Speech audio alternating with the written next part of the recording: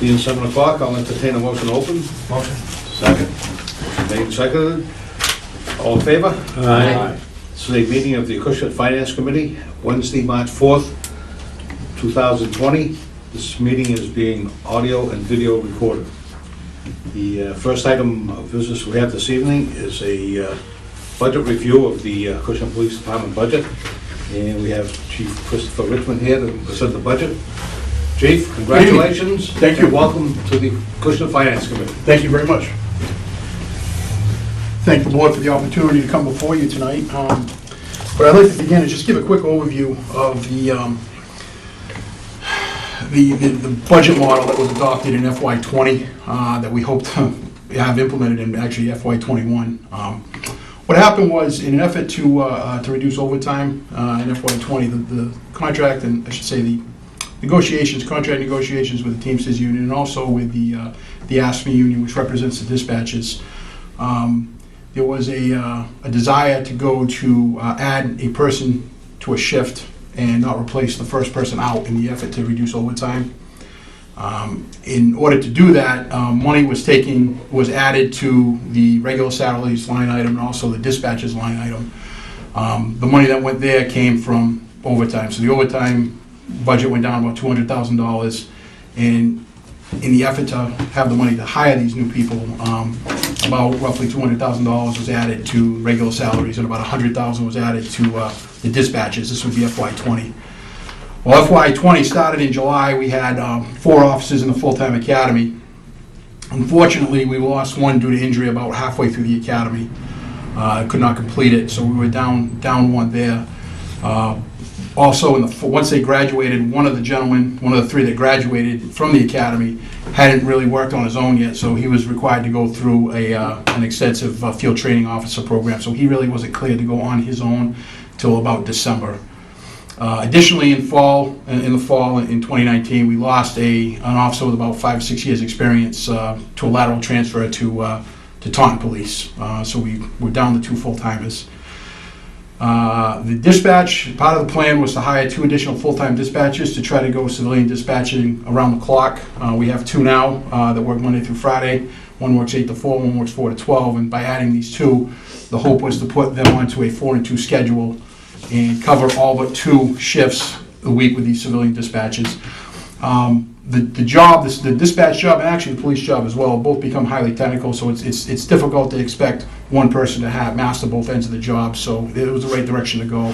Also, the cost savings on dispatcher is significant over that of a police officer, so it allowed us to free up some officers to go on the street.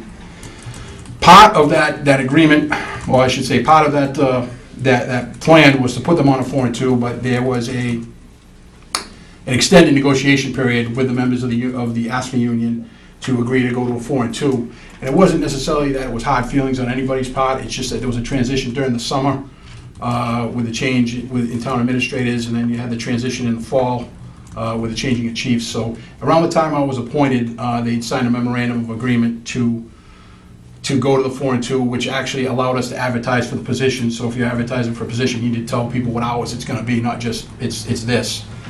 So I hit the ground running in early November, and among many other things that came up that I never were aware that had to be done within the police department, we advertised for the job.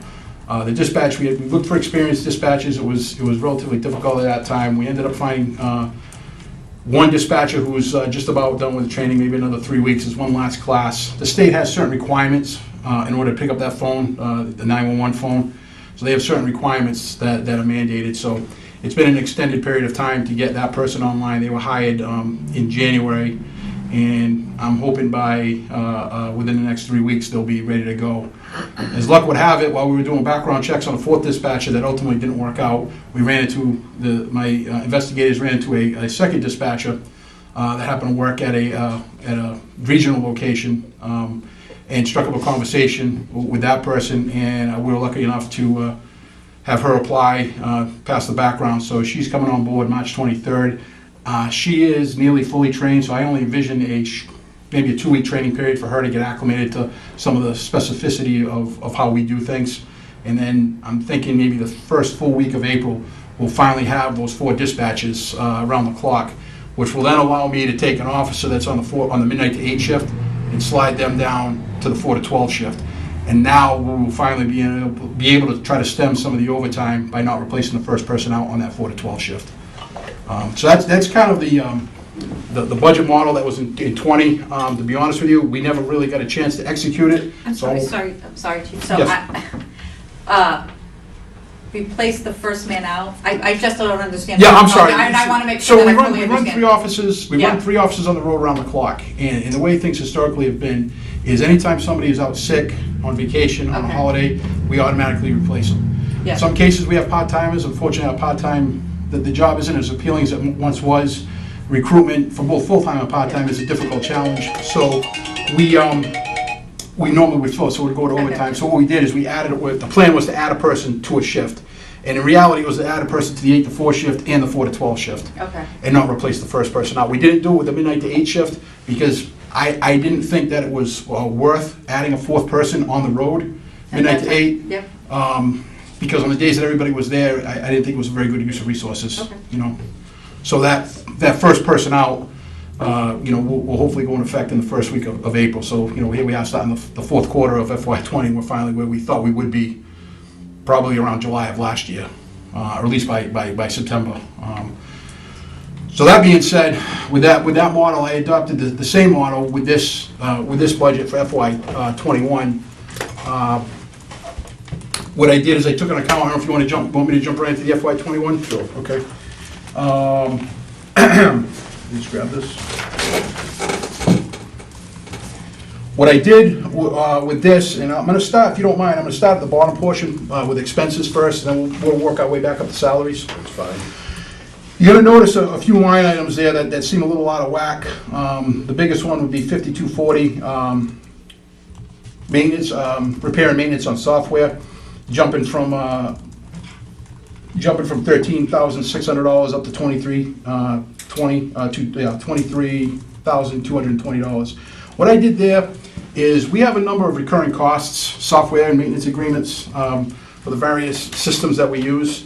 The only one that was being paid out of software primarily before was our records management software, which is basically the software that runs the police department. It records the call for service that we type in, allows us to do our arrest reports, accident reports, and that number represents the annual maintenance fee and licensing fee for that software.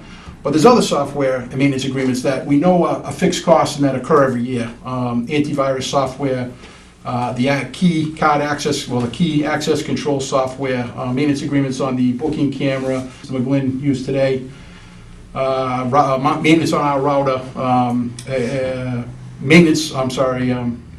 software we use to track our internet usage if it becomes a problem, things of that nature, which we're being paid previously, we'll be paying out of 3 different line items. I thought it made more sense to put it all in one line item so we can kind of drill down on what our actual fixed costs are, because we know what those costs are going to be. So even though that line item went up a significant amount, you can see the one above it, office equipment went down significantly, and then also building and grounds also came down. So I took what was being paid and I just pretty much rearranged it, just so it would make more sense. So when it comes time to sharpen the pencils and get the eraser there, we know what our fixed costs are. So that's the thought process behind that. The other big increase you're going to see is vehicles. That is an estimate from the state bid list. We normally replace 2 vehicles a year. That is for 2 vehicles. That's for 2 vehicles. The first year we'd be going to hybrids. So I guess that green technology is a little costly. The other thing that happened is that Ford, in their infinite wisdom, also decided to change a little bit of the contour of the interior. So some of that equipment that we would transfer between cruises, we're going to be unable to. For instance, the prisoner compartment, we're not going to be able to transfer that from our existing vehicles to these new vehicles. There is an opportunity, or I should say an opportunity, there may be an opportunity when the time comes to make the purchase, that we may be able to get the gas-powered vehicles still, if there's some still available at a lower price. The price may be $5,000 to $6,000 less total.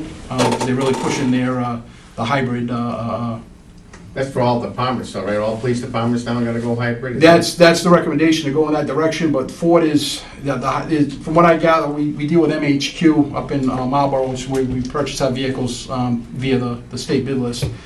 And from what I understand, is the hybrids, the rumor is that they're not as reliable as they thought they were going to be.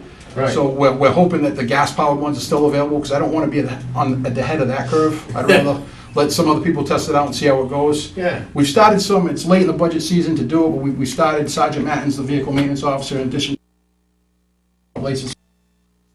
Look at other opportunities, other vendors, Dodges, and starting to get prices from there, but my understanding of Dodge right now, there's a decent lead time as well. Maybe we'd have to wait a lot longer, so we're starting. Because the sedan is actually kind of small, the Chargers, I mean, they're sharp looking, but they're kind of small, but the SUVs are, I guess they're Durangos from what I understand, so, but there would be a significant cost there, because we wouldn't be able to take any of the cages or any of that interior kind of custom and put it from the Ford into the Dodge. But you're saying you're having a problem with the hybrids doing the same thing? This Where's model, that this, department? yeah, this model year, Ford in general, this model year, Ford is, I believe it's both hybrid and gas-powered has changed the Just interior, curious how all that department's handle it. so. Some departments are going to Tahoes, from what I understand. The Chevy Tahoes, they have a wider wheelbase, and more interior room, and it accommodates the police equipment somewhat, more, it's more compatible to the police equipment than the present Yes. Ford lineup, Yeah, I mean, Ford has just been the powerhouse for a number of years. Once they went around the Crown Vics, the Crown Victorias, which are the old sedans, those things, I started my career with those, and we only had three Mark Cruisers when I started, and it was hard to kill those things, to be honest with you. I mean, those three cars ran pretty much 24/7, and it was very rare that, we had significant problems. The Ford Explorers now, I mean, because of the fleet, the size of the fleet we have, we're not running them 24/7, which has actually greatly helped our maintenance budget. Again, it's Mike Matt's and how he's able to maintain the cars, a fleet of 12 cars, at $16,000 that are being used in the manner that these are being used. It's, a testament to what he's able to do. And over the years, he and Chief Alves have made judgment calls. If a vehicle is, this time of year, there was a significant issue that needed to be resolved. There was a decision made, like, is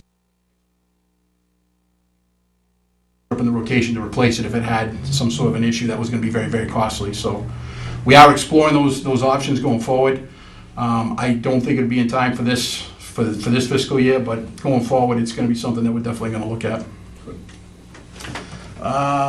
Still under expenses, clothing allowance went up. That number is basically tied contractually to the number of employees we have. Police officers receive a clothing allowance, and beginning in FY20, dispatchers also receive a clothing allowance.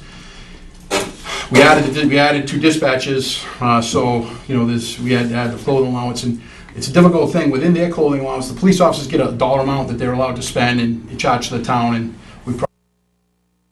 the dispatchers have it in their contract that it's items of clothing, and I can't tell you exactly what the breakdown is, but it could be like 4 shirts, 4 pairs of pants, a pullover, things of that nature. So sometimes it's hard to drill down on that cost.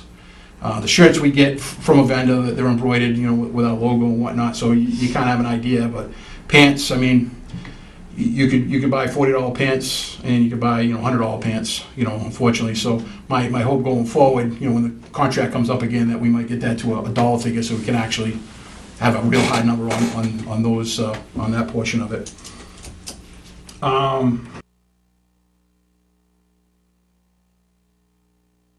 That's pretty, you're gonna see a little bit of an increase in the telephone bill from 5,700 to 7,100.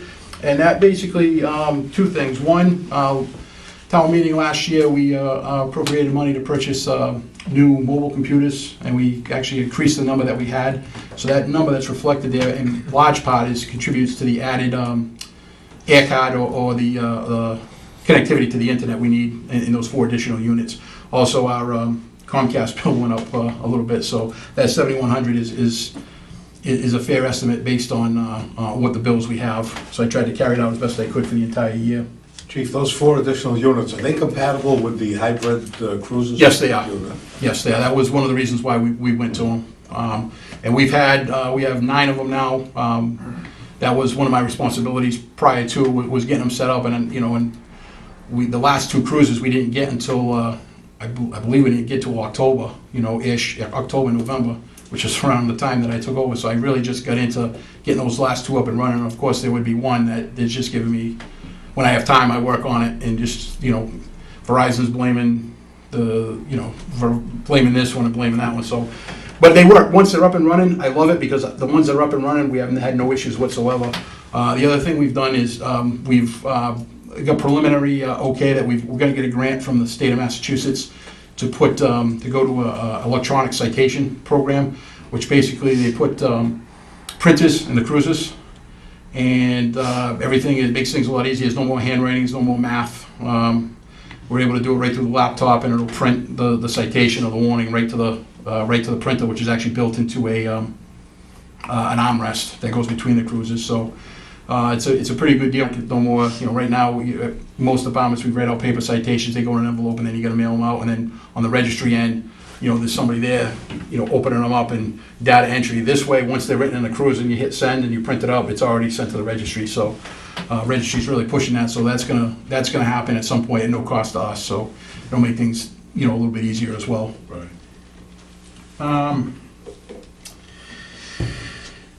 Everything else in that, Academy expense you got? that's a good segue. That's kind of tied to salaries. To salaries, we see Academy cadets. Those two kind of go hand in hand.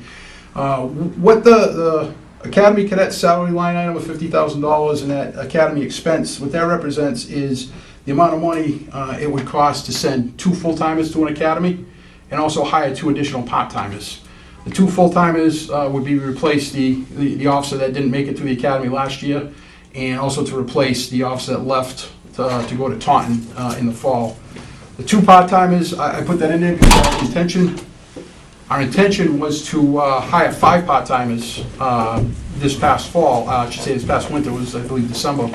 You know, unfortunately, the recruiting issue, we got 5 applications for 5 positions, and one of them withdrew, you know, before we even got to the background. And we appointed 4, you know, strangely enough, all 4 from Acushnet, all 4 excellent candidates. Unfortunately, prior to the start of the academy, one of them withdrew because he couldn't commit to the demands of the part-time academy, which is basically 3 nights a week and every Saturday for the better part of 5 months, with only the promise of a part-time job on, you know, on graduation. It's a lot different now than it was, you know, 25 years ago, where it was like you were around with somebody for, you know, a couple shifts, and they're like, okay, kid, you're all set, you know. So unfortunately, we lost that. So I was looking to try to you know, attract, you know, 2 more candidates. Lucky thing is, of those 3, the 3 part-timers that we appointed, 1 had the part-time academy already. We host a part-time academy at Acushnet at the new station. We've done it for about 4 years through a regional organization. So this gentleman was from Acushnet, and he works locally. But anyway, that other company sponsored him to go to this academy. So he already has the part-time academy. Matter of fact, they're probably going to be sworn in this week or early next and start their training. The second gentleman actually graduated from a full-time academy. He's in the military, and Worcester PD and the Mass National Guard have an academy out there that they allow National Guard soldiers to go to. He graduated that with a full-time, so when the time comes, you know, that'll be nice, because that might be able to reduce some of our costs. We still have somebody ahead of him on the civil service list, and then the 3rd part-timers in the academy now won't be out until June. How about the fellow that got injured in the academy? He's back to work for us, and we're hoping to get a spot for him. Right now, the soonest date would be the Plymouth Academy, which I believe has an August start date. But then there's also Randolph, and there's a new Cape Academy down on Cape Cod on base down there that probably be kicking off after that. And I might be more eyeing that, which would be probably a September or October start date to try to get that gentleman in. Great. Now, will he have to start right from the... Yes, unfortunately he will. He'll have to start. He was about halfway through. I don't know what would happen 25 years ago if I was halfway through and had to, you know, I mean, but hey, listen, things happen. He was out of his own accord. It wasn't like he was forced out because of, academic or some sort of ethical Right. violation or something like that. So my hope is to get him in a fall academy, and get him, because he's, again, another Acushnet, I won't say Acushnet kid, but everybody's a kid to me now, it's funny. But he's an Acushnet, he's got a degree, bright, very bright individual, and just fits in, so I'm hoping to get him, he's the priority. Great. So I guess as far as like the academy costs, if I were to hire two, in this case, we'd have to pay the costs again for, the $50,000 represents $25,000 in salary per person, while they're in the academy. A couple of variables there, obviously, if somebody has to go to the academy, we have to pay their salary. If we're able to hire the gentleman that already has the full-time academy, there's a full-timer where we don't have to spend the $25,000, so there's a couple of options there. That opportunities to reduce that. That's kind of it's a variable. Unfortunately, there's a lot of variables in this job, and that's one of them. That carries down onto academy expenses. I got a breakdown, just a total. It costs probably about $7,000 in equipment, uniforms, ammunition for a full-time academy. Make sure I'm not lying to you. About $7,400 is the breakdown. And then for a part-time academy, it's about $3,300, and we don't pay salary. Part-time academy, it's a difficult thing. They pay their own way in the part-time academy, they pay their own way. We do not pay them, and we really provide them with a minimum of equipment. So it's gotta be somebody that's really, really dedicated, really wants a job. And unfortunately, I think we've lost candidates over the years, just based on the nature of that, would work out very well for the town, but unfortunately, they may have full-time jobs, financial obligations that they can't step aside, to attend the part-time academy in hopes of getting part-time shifts and then going to another academy full-time that we pay for. Chief, is this just Acushnet that does this, or is this just the norm? You don't pay for For part-time? a part-time academy, it's gonna be the norm. That's the Because norm. there's representatives in that classroom right now tonight from Westport, as far away as Walpole, that they don't get paid. It's just a promise of a job, or in some cases, departments only sponsor somebody. In other words, they sign the paper and sign the agreement, hey, we'll sponsor you to go in and do like a minimal background check. And then when they graduate, there's really no promise of a job. In those cases, these people just want to get the academy in. We have a unique circumstance this year, actually, where I'm sponsoring a girl from town who expressed an interest in going to the academy. Fortunately, she didn't take the civil service exam last spring now. So she doesn't show, she's not on any list, so she'd be taking that exam in, a year, it'd be a year from now, because it's every other year. So my hope is that, she finds a job when she gets out, but my real hope is that a year from now, she takes that exam, she shows up on our list, and we can flick the switch and bring her on part-time, because we frankly need a female officer. We don't have any. So I'm hoping that sponsoring her, it doesn't cost us anything to sponsor her. She wanted to go, she's from town. We do a minimal background check, and because we have no obligation to her once she's out of the academy, signs a waiver and everything. So my hope is that, I hope she finds a job beforehand, but if she doesn't, I'll be more than happy to bring her on board. Great. That sounds like a pretty good process. Yeah, it works out. It has its pros and cons, because of the length of the academy. I mean, we find people that just can't commit to it, and at some point, not this year, but at some point, when I get things grounded over there, we're gonna have to really sit down and figure out what direction we want to go. If we want to keep going, full-time, part-time civil service, then full-time civil service, or if we just want to go full-time with some other kind of, full-time civil service with some other kind of reserve to get the officers in. Yes. Once they get a position, is there a certain amount of time that they have to stay with Acushnet before they can just? Part-time is no. Part-time is no. Full-time. Full-time is yes. Right now, there's has a policy that they will not sign off on lateral transfers under 3 years. And those full-time officers will also pay the cost, the academy fee, which is $3,000. So they pay the cost of that. Well, the town pays it up front, and then as they go through, the town collects $25 or $50 a week when they start the academy till they accumulate the $3,000. On their 3-year anniversary, the town then will give them the $3,000 back, but then they also have the ability to, the lateral transfer within civil service is technically the municipality has to release them and the incoming municipality has to accept them. And the thought, the argument back and forth has been like, well, if we can't afford to have somebody leave, or we don't want them to leave, we won't sign off on them.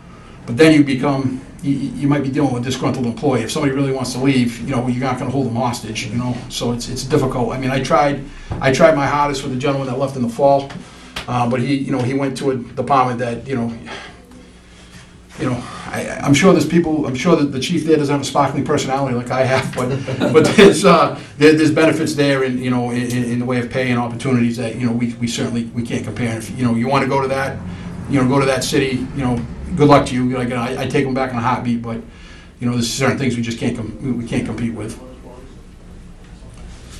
And the way we hire, I'm sorry, go ahead. No, go ahead, Chief. No, I was gonna say, the way we hire our full-time is just, I probably should have backtracked, is we hire part-timers from the civil service exam list, and, we hire, we see how they work out. They go on a list, so when we're gonna hire a full-timer, it comes from our part-time list, provided we have part-timers that are on the list.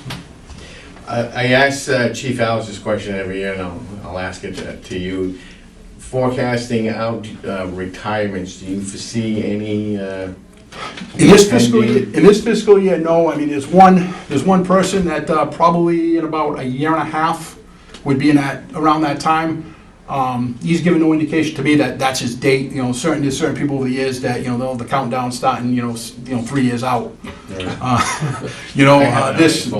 This gentleman not so much. I would say this fiscal year, fiscal 21, I would be surprised if anybody would retire. Fiscal 22. How many do you have eligible? Do you know?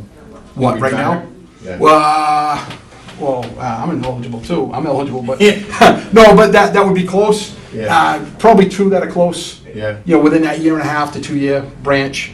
So I'm probably thinking more like an FY 22 that would be looking at those retirements, which is all the more reason to try to get Exactly. the staff in place that we have now, because then we're going to be chasing our tail. And historically, just That's why I because, asked that question. yeah, historically we've always chased our tail, and it's no disrespect to anybody. It's just the nature of the beast. Seems like as soon as we get up on speed, we lose an officer or two. Correct. For one reason. Yeah, you're absolutely right. It takes forever to get there. I got my fingers crossed. It's difficult. I mean, lateral transfers. I had a conversation with the board last week, Board of Selectmen, about lateral transfers, and that's a catch-22 too. Again, the department that you're trying to poach them from, so to speak, that was the term that came up.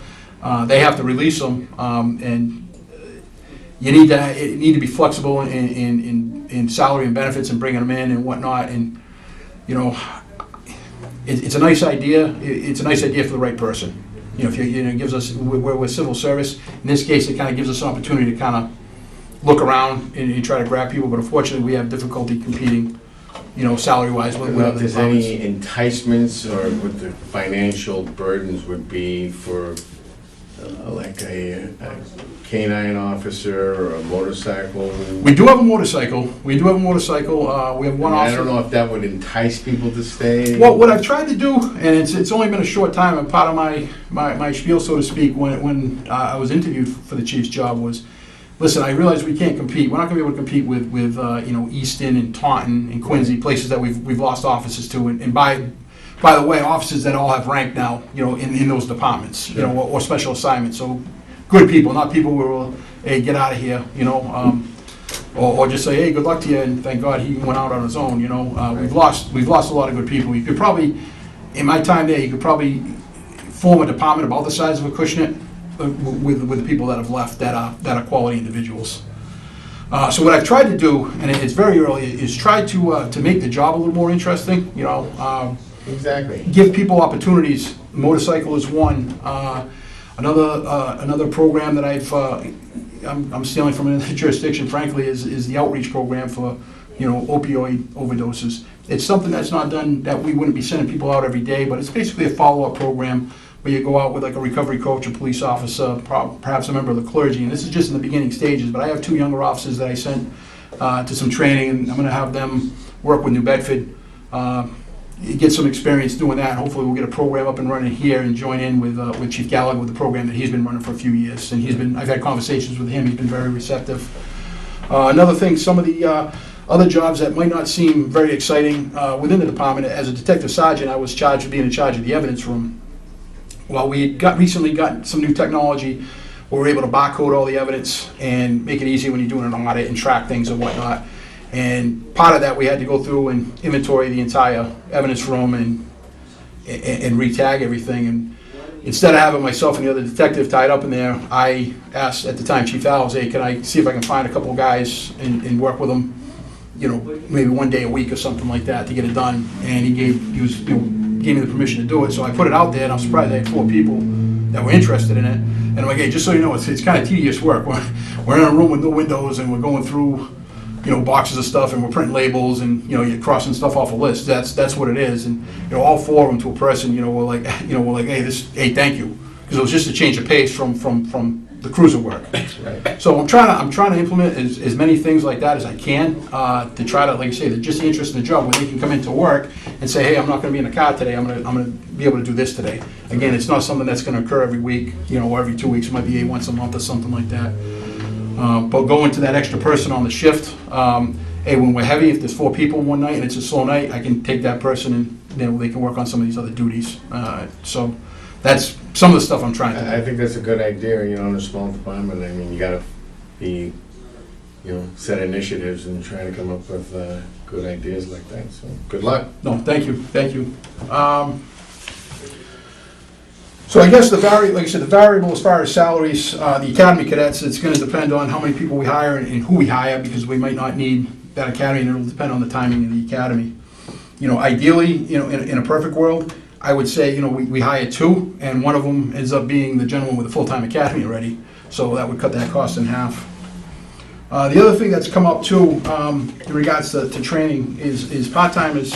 When you get out of the academy, there's no formal firearms training in the academy. There's like a familiarization class, and no active shooting or anything like that. So in the past, what would happen is, in this part-time academy, we have a couple firearms instructors. They would get together with, say, Freetown or Westport, who also had instructors, and get the students that were in there and put together their own class, you know, maybe 32 hours at the conclusion. Well, the state has just mandated, as of January 1st of this year, that these part-timers have complete a 56-hour course with a specific curriculum, which actually matches what officers get in the full-time academy. There's an additional cost there that we really didn't foresee. I was lucky enough to get one of the gentlemen that went to the full-time academy the new part-timer will need it. I was lucky enough to find a class at an academy out of Foxborough. That's the end of the month. That's reasonably priced. It's better than trying to pay an instructor 56 hours to train 1 or 2 people, you know, so. How about that firearm simulator that's at the station? It was never purchased. Oh, it was never It was never purchased, no. My understanding is that they were holding off based on other things within the station that might need to be taken care of. I know there is some money left in that building account. To be honest with you, I'm not exactly sure how much, but I think there's some things within the building that would probably be better spent on, that need to be upgraded, if that's even possible to spend it from that account. We had an issue with heating and air conditioning, resulting in some mold on some tiles. We believe the problem has been corrected. Fortunately, we really won't know until that cooling season comes, until we get to the summer, but prior to that, I'd like to get all the tiles, you know, replaced, and maybe even if we have to lock down the thermostats, you know.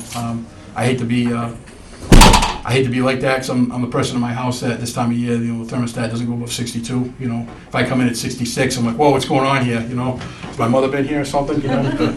But, you know, so money from that account, I think, might be better spent on that, to square that stuff away. If it's even, like I said, if it's even possible, but it was never purchased. And at this point now, I'm not sure how much use or how practical it would be for us, because I believe the number that was floated out there was somewhere around $30,000. In that vicinity. I'm not sure that at the Acushnet Police Department, to foot that bill, that we would get enough use out of it. I mean, it would be, the novelty would be there, and, you know, hey, use it once or twice, 3 times a year or something. To me, that's something that might be more of a regional purchase if we can get together with other departments. You know, the SEMLEC, the Southeastern Mass Law Enforcement Council, had purchased. We'd gladly house it at our station, you know, for use. You know, but I don't think that it's practical given the other things we have to take care of. I know Chief Alves was high on purchasing that Yes, he was. simulator. But he cooled somewhat when, you know, once we were in the building and realizing other things had to be taken care of. It was kind of one of those things, just kind of held off, and now at the point, I'm looking at it, I'm like, to do that, it's, you know, frankly, when the tiles have mold on them, I'm not gonna go out and buy a new TV, you know, so Different priorities at this point. Yeah, trying to. Listen, I'd love to have it, because I've had the opportunity to use one of the older models, during in-service. And it's really good. It gets your heart going. It's very realistic, But unfortunately, you take care of what we got to take care of first.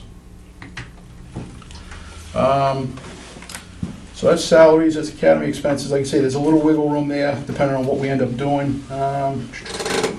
Energy is pretty straightforward. I'm not going to jump back down there.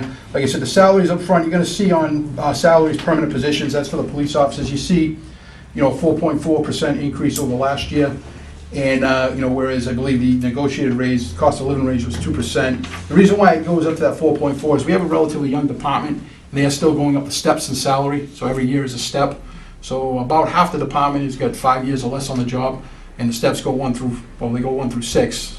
They go 1, 2, 3, 4, 5, and then the next step, the last step, is at 10 years to give them some incentive to stick around. So what that reflects is officers, as best as I could calculate, the officers that are scheduled to go up steps during this upcoming fiscal year, and also officers that may, based on conversations, may achieve a higher educational incentive. Officers are paid a 10% bonus for an associate's degree, 20% for a bachelor's, and 25% for a master's degree. So that's basically reflective of the old Quinn bill. We've kept that, and that's actually what's kept us, believe it or not, that's what's kept us competitive with some municipalities. I really think if we didn't have that incentive, we probably would have lost more officers over the years. That's a great incentive, actually. Yes. So it's actually been adopted, a number of years ago. It was actually adopted into it used to be just the Quinn bill language, but a number of years ago when the Quinn bill was on shaky ground, the language that was put in there pretty much just adopted the spirit of the Quinn bill, if you will, into the contract. The downfall is the old Quinn used to get reimbursed from the state, not some more. They still make us fill out paperwork every year, for people that are still eligible. In the event there's money available, I've been filling out the paperwork for 11 years. We haven't got money, but we'll keep doing it because it's easy enough to do. And I think all the other salaries are pretty much contractual. 2%. They carried out, the jump on overtime.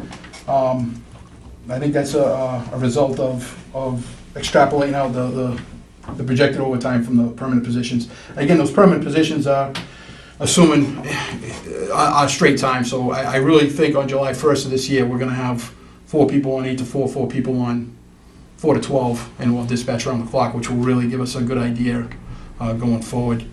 Long-term plan, you'd asked me that, and I'll circle back to it, there's been some discussion with the Board of Selectmen about the possibility of adding a sixth sergeant to the mix. And the reason behind that is we have 2 shifts by schedule that have an officer in charge. There's no sergeant scheduled, so by contract, the senior officer on the shift is paid 10%, on top step. So the difference between having a sergeant, sergeant makes 15%, so there's a 5% difference. And my argument is, first off, if the 5% difference on those 2 days is negligible, considering you're going to get somebody that's a regular supervisor, trained supervisor that has a vested interest, versus whoever the senior officer is that day. That being said, I have no issue with the senior officers being in charge, and even some of the officers that are less than top step, but I just think we get more bang for our buck and there's less liability to have that additional sergeant. But you have a lot of officers with 5 years or less. Correct. So an officer with less than 5 years could be in charge of a particular... It happens regularly, yes. It happens right now via the schedule, unfortunately, where you have, somebody that's on, step 2 or step 3, they actually are jumping to top step. So their salary is not, it's not just a 10% increase for them. In some cases, it's 20 or 22% for that one shift to be in charge. So it's a significant... The liability factor...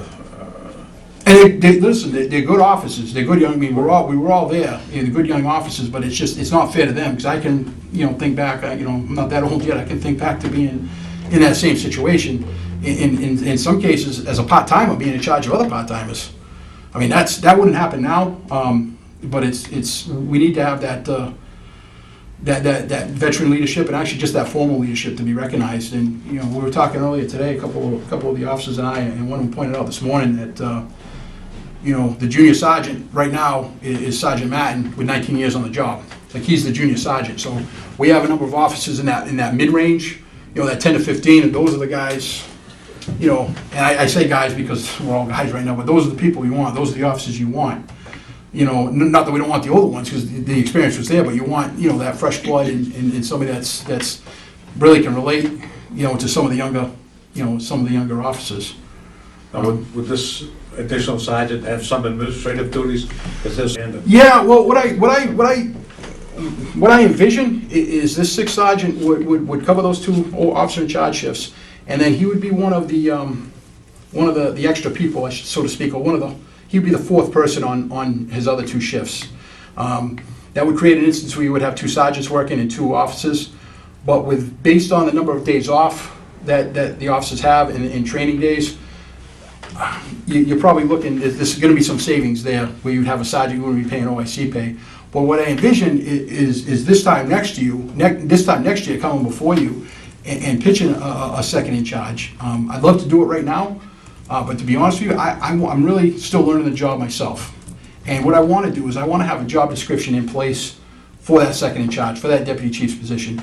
This is the job, hey, here's the contract, like benefits, you know, the salary will be negotiable, obviously, with the board and whatnot, but to have, as with the contract, but I want to have a package set up so when people put their hat in the ring and they prepare for an assessment center, if we decide to go that route again, that they know what they're getting into, and they know exactly what the benefits are going to be, what the pay range is, and what the responsibilities are going to be. Now, in my situation with police chief, it was easy. You're the police chief, you're in charge of everything. I mean, that's ultimately what it comes down to, and I understand that. You know, but I worked with the board and Ms. Hewitt, you know, to come up with a contract that I think, you know, absence of salary, I think the contract itself would be able to be used for a deputy chief, and then the salary the board would have to determine the salary and whatnot. But I think it's fair to, you know, anytime you go for a job, you know, you would want to know what the salary and benefits are ahead of time, because it may, and what the description of the job is, because the second in charge, you know, is it going to be frankly, is it going to be all the jobs I don't like to do? You know what I mean? Or is it going to be more of an admin job? Is it going to be more of an operations job? I just like to have the opportunity to kind of see what needs to be done and form that job and come to you this time next year and pitch that position, perhaps coming from one of the six sergeants. So now we're not talking about a whole new position. We're talking about the difference in salary between a sergeant and a deputy chief. You know, eventually we probably have to replace a sergeant, but we wouldn't have to do that right away. That's probably my goal, and it's not probably my goal, it is my goal this time next year to be before you talking about that. Well, it sounds like a pretty well thought out plan. I think your sixth sergeant idea is favorable too, in the fact that that's more incentive for the officers for promotion, what have you. Movement, it's amazing, one position within the department, it's amazing. Like when I got promoted, I went from sergeant, you know, I went from sergeant to chief. I was in detective, so I was a detective sergeant. So I went from detective sergeant to chief. I assigned a sergeant to detectives.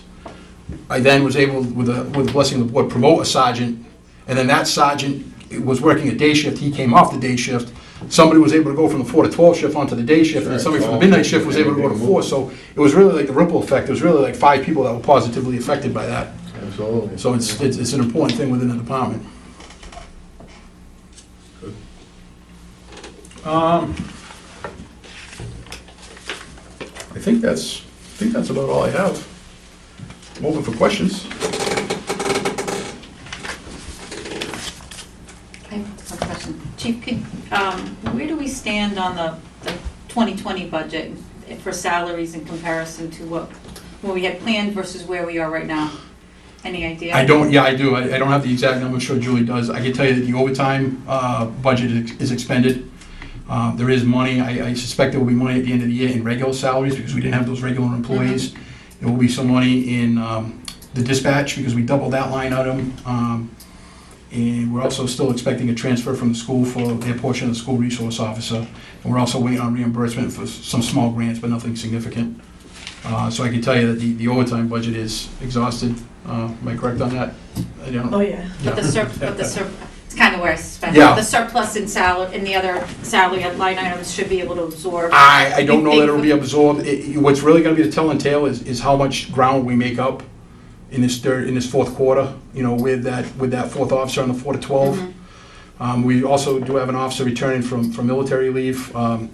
He should be ready to go, I'm assuming, worst case scenario, mid-April to late May, so we'll get a couple months out of him as an extra person on the day shift. So it's, the third quarter tends to be, fourth quarter, I'm sorry, tends to be our money quarter. It's really the first quarter and the fourth quarter. So it's difficult to tell, but I'd have to say it's a lot of ground to make up. Yeah, we'll definitely have transfers. We're keeping an eye on it though. And like you said, it's hard because you hit that fourth quarter and people have vacations. You know, it gets really busy, so we're keeping an eye on it. It doesn't look too terrible right now, but that's, you know, but then you have all the stuff that's gonna hit it and it's hard to say what that number is gonna be. And like you said, we do have some grants that, I'm not sure if all the grant money has come in yet for like the 911 training, but sometimes we have a little relief from that and the school paying their portion. It ends up being about $25,000 that will come off of the salaries for the police paid by the school, so we'll keep an eye on it, and I'll have a new year-to-date for you guys next week. We're just updating a few things and making a few journal entries. So we'll have an update for you guys next week, and we'll put that online so you guys can see it. It's under the Finance Committee, and that way you can get a better sense of where everybody is. Coming into this year, from what I understand, just trying to think of the best way to put it, is that the overtime line item for FY20 wasn't realistic based on the staffing that we had, unfortunately. I mean, it was kind of the money was moved around, you know, the overall budget increased, you know, the money was moved around. Instead of being in overtime, some of it was moved into regular salaries and some of it was moved into dispatch. But overtime being overtime, sometimes that's going to, you know, outpace that amount that's there. Mm-hmm. Any other questions? That's a pretty comprehensive presentation, Chief. Thank you very much. Thank you. And I'll extend my invitation, again, I extended it through Kathy. If any member of the board, you know, wants to come by, give me a call, come by the station anytime. Just give me a call, we'll make arrangements, and I'll be more than happy to show you around and dive down in some details if you have any questions on anything. Thank you, Chief. In the past, Chief, we've scheduled at least one meeting, Yes. excuse me, of the Finance Committee at the police station. Okay. So perhaps we can do that. Sure. And at the same time, any member that, you know, wants to get a refreshing tour or whatever, we could probably do it at that. Absolutely, anytime. So we'll schedule that ahead of time. Okay, super. Very good. All right. Chief, thank you very much. Thank you, everyone. Thanks. Have a nice night. Thanks, Thank you. Mike. Chief.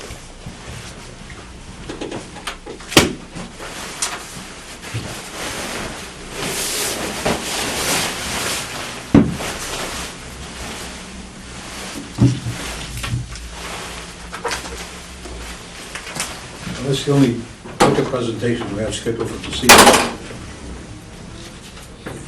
See it? New business? New business, old You business, know, any business? just, you know, trucking along. The articles are due by next week, the 10th, Tuesday the 10th. So we've just been collecting everything, and I've been collecting everything, and I need to put it all together. So once that deadline hits, I'll be getting that out to you guys so you can see what we're looking at. The selectmen will have to approve what they want on the warrant. So I know some department heads have brought up articles that they want to consider. Not everything necessarily will be on the warrant if the board of selectmen decides to take anything off. But at least at that point, we'll have a preliminary draft of what we may be looking at. So that's kind of what I'm working on between that and, you know, tightening up the budget. I've started going through the figures that you have. I haven't checked through all the salaries, so I've started going through to check the salaries to make sure that what people are putting in is accurate. You know, for even things like longevity, making sure that the amounts are correct. And also at the same time as I'm checking, I'm working on a separate document that we've talked about in the past where it would show the totals per person, including the line items that they would hit. So for someone like the assistant accountant is also the person who reconciles the ambulance, so she has a small portion that's taken out of the ambulance. You would see her total salary and then what line items that salary is taken out of. So if somebody were to want to check it, they could just add up those two line items and say, yep, that matches, and that's her full salary. For transparency, I know it's come up in the past, people are always questioning, well, what's the full salary? How do you get this number? What does it equal? So as I'm checking, I'm trying to do that at the same time so that I can, kill two birds with one stone, but I'm working on that document. And once I have that together, you'll get it too. It'll be part of the budget handout for town meeting. And that's kind of the main stuff I'm working on right now. Are we still at a 300-ish shortfall? Yeah, it's, I want to say it's about 270,000. Well, that sounds better. Yeah, not too bad. It's just like the stock market. And so that number is including using the same amount of free cash to balance the budget as last year. So if you take that out, it ends up being, like 700,000. Oh, I don't like that number. I know. And I do, last year was a tough year for us. The school had to make cuts, we all know that. The town had to make a lot of cuts to make ends meet. So while the years before we were able to draw down from that amount, we had to level fund it last year. I'd love to not level fund it and drop it down again. We'll see what we can do. There are a few things in here that I think might be easier to pull out and use as free cash articles. And that might lighten the load a little bit, so we'll look at that. I want to, check some of the revenue numbers as we get closer to see what we're looking at. But that will be stuff that we'll work through with you guys as well, as it's part of the overall budget. So. Did the school teachers sign it? Yes. And what's that gonna be retroactive? I mean, how's that gonna affect us? They already got their retroactive pay for the contract is for FY20, so they got retroed already for their time for this fiscal year, and their rates have been updated, so going forward, they'll continue to get their rates. There are 4 other unions under the school that need to now get approved. How long is that contract for? Do you know? 3 years. It's a 3-year contract? Mhm. No money was needed to be transferred into those accounts to fulfill the contracts. The school had it. They had it right in the account already. As far as I know, the school was able to absorb the costs. No, they within didn't their have to budget. transfer into the personnel accounts, any funds, or it was basically that money had been Well, the already school- allocated. The school, they voted a bottom line budget essentially, so everything, they get a $14 million budget. They plan on, how Mhm. they're gonna spend it, but ultimately they have full discretion to transfer as much Right. as they need to. Didn't last year's budget kind of incorporate something? So maybe they guessed right, maybe they didn't. But at Mhm. least something was already embedded there. It wasn't like Yes. the full And spread needed to be absorbed. as of right now, the school, the numbers are looking good. I just met with the school today with Kristen and Paula, and their numbers are looking good for the current year. Again, that's taken with a grain of salt because special ed can clear you out pretty quickly if a new student moves in. Whereas last year, in comparison, we were hovering around a small deficit the whole year. Every month that we met with them, they were always down. Sometimes it was more, sometimes it was less. One time it was like $11,000, and that felt good. This year they have a surplus right now that they're sitting on, which is a nice thing going into the end of the year, knowing that they still have these 4 contracts that they have to finish negotiating. So I think. These have got to be small in comparison, right? Teachers have got to be the main. The teachers are the biggest one, yeah, and so I think it's the paraprofessionals, the secretaries, the maintenance custodians, and the cafeteria workers. So they're negotiating 2 at a time, I think, and hopefully they get it all worked out before the end of the fiscal year, so we don't have to worry about a special town meeting. Yeah, the teachers went through arbitration, right? So Yes. it was resolved at that level. It was resolved, yes. How about their insurance, the percentages of? Insurance has stayed the same for Same, everyone. what is it, 60%? 60-40. Yeah. 60-40? Yeah, and so that, if there were a change to be made, it would have to be across the board for all employees on that. You wouldn't be able to specify a single individual or group. That's for the whole town? It's for the whole town. Okay. Mm-hmm. I thought it was different between the town No, they're the same. Yeah, I think it's a little different for Old Colony. It could be, yeah, because they have their own plan. Yep. Mhm. So, We still on target for next week? Have the joint meeting with the school Yeah. and the selectmen? yeah, the school had a preliminary budget meeting, I believe either this week or last week. And so they have a preliminary budget to at least present to the finance committee, and I know they're still working on, trimming and getting We're gonna have the the, meeting here, or it's at the school. it's at the school? Yeah. At the middle school, Mhm. Where is it? Oh, next week. Where is it at the school? the You middle know? school, the The library. library. At so the they library. walk in. The library and the middle school. Just Go go right right through in the the front main- doors, Right, straight front ahead. Yeah. All right. Can't Front miss it. doors, Okay. just Okay, keep just haven't wide. been in there. I'll look for you walking Yeah. around the hallways.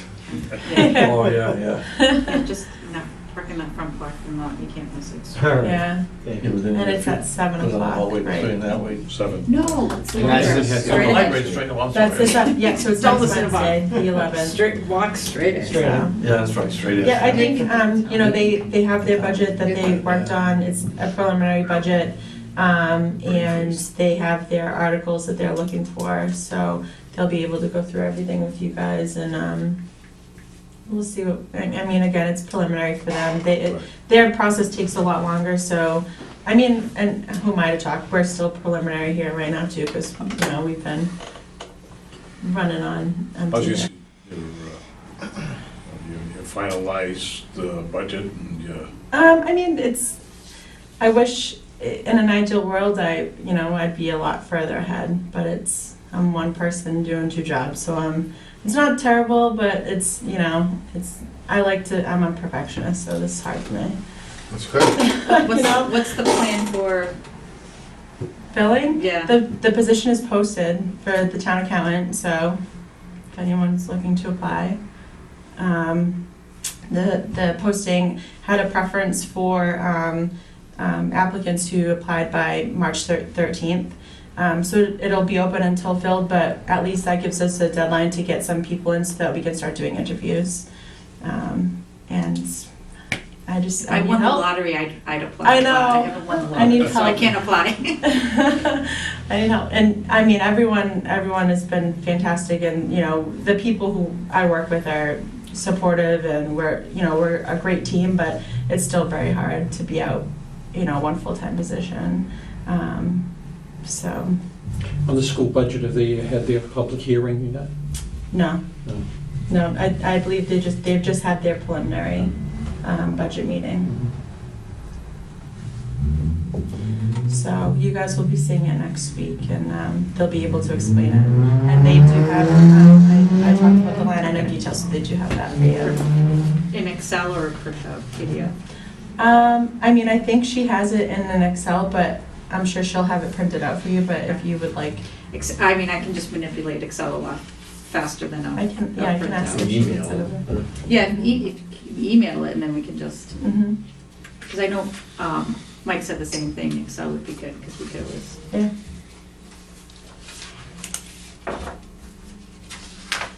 So, I mean, that's all I can think of off All right, the top of that's my it? head. That's it? Yeah, I mean, my brain is mush most days now, so. How's that Keating situation moving along? The continuation of the public hearing is March 24th. So the selectmen continued the hearing the last time, and I believe at this continuation, they'll be able to give a decision on the land use license. And then we'll go from there. The PJ Keating would also have to get a soil permit, and the soil board was just meeting, that's where I came from. So there was no discussion of the permit, of approving the permit at the meeting when I left. But the land use license is kind of the first piece, which is in relation to them moving the tanks to the front of the property. And the second piece for them would be to get their soil permit, which is approved by the soil board and then the selectmen. So In the land use permit, how's that tie in? the land use is, it's in relation to the storage containers that they moved from the back of the plant to the front that hold that liquid asphalt. As part of the land use license, it's considered a change in it because they moved them or are planning to move them. They already did move them, but so in order to have that be a legal movement. The selectmen have to approve this change in the land use license for them. And that's only in relation to the storage of the liquid asphalt. But there's no financial impact on the town with that. I mean, there's a financial impact in the sense that they, if they're improving the personal property, their taxes would be increased. You know, the real estate value stays the same, but the personal property taxes, whenever you have especially for a business, you know, whenever you have new equipment, the personal property taxes would be assessed at a higher value, because they'd be new. And my understanding is 60% of the facility is now new, and they reused 40% of it. So there would be an increase in taxes for them. And I know Kelly, the assessor's already met with you, Yeah, she right? wanted a consultant Yeah. for industrial use. So I think the timing for that is helpful, where they are, you know, revamping. She's looking at someone to look at all of the industrial zoned properties, so it wouldn't just be PJ Keating, but they would be included, and I think it's, again, good timing because they have changes to their value, definitely. So, You have a question for Ms. Heber? we have this reserve fund transfer, I don't know if you want to. Yeah, I will take that up Okay. tonight, if no one has any objections. Okay, we have a request for a reserve fund transfer from the assessors department in the sum of $1,675. This to meet a contractual obligation with Patriot Properties for cyclical inspections and data entry services, which is more than the line item appropriation. Presently, funds are being allocated from other expenditure line items to mitigate the transfer request. Again, it's $1,675 from the reserve fund to the assessor's line item. Can I get a motion? Can I ask one question, sorry? Pardon me? Can I just ask one question? Absolutely. Sorry, it says it's a contractual obligation, so we knew about this. Has there been expenses that went for things we weren't expecting? So if you look below, she had said that the contract was signed after May 2019, so Okay, they didn't know ahead of town meeting that they would need to increase the price. They should be increasing the price for this year. I'll check on that. But yeah, okay. and yes, they did increase it for this year.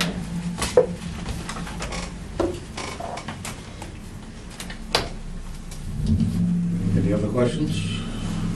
I'll make a motion to accept. Second. Motion made and seconded, all in favor? Aye. Opposed?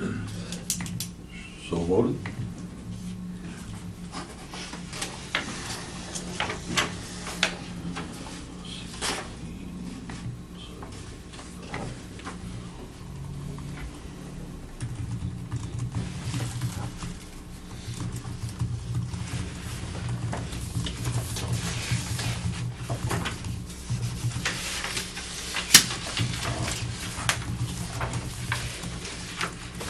And last, we have approval of meeting minutes from April 3, 2019.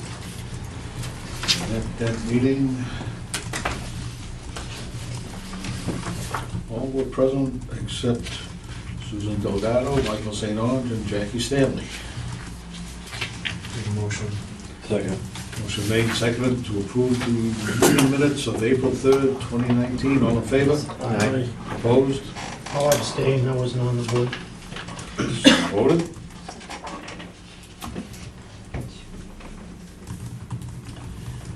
Next is the meeting minutes of February 12th, 2020. And absent was Michael St. Ange and Jackie Stanley. Motion. Second. Opposed? So voted.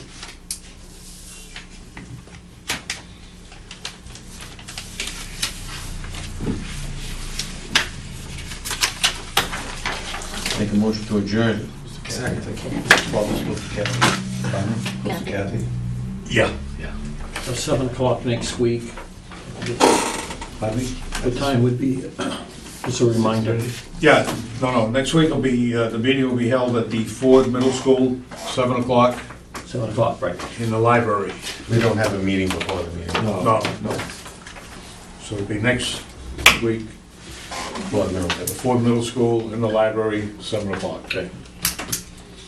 All right, we have a motion made and seconded to adjourn. All in favor? Aye.